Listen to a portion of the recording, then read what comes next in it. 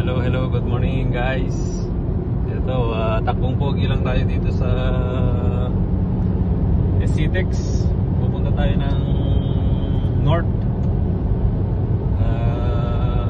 Share ko lang yung, kasi itong dala kong sasakyan ko ngayon ay Ford Ranger Wildtrak 3.2L manual transmission lang.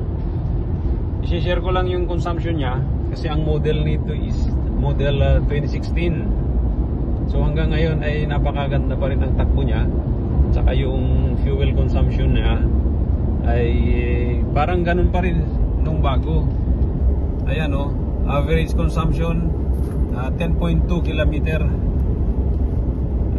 per liters. So kundi lang pinagbago niya.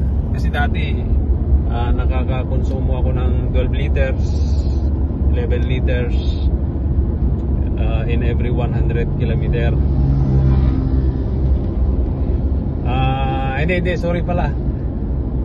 12 kilometers, 11 kilometers per liter. Yun.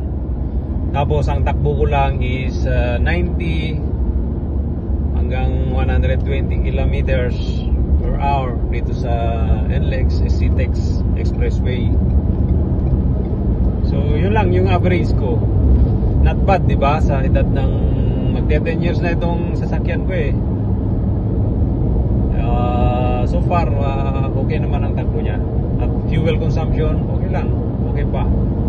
So yun lang, share ko lang yung 10 years old 3.2L manual transmission na Ford Ranger Wildtrak.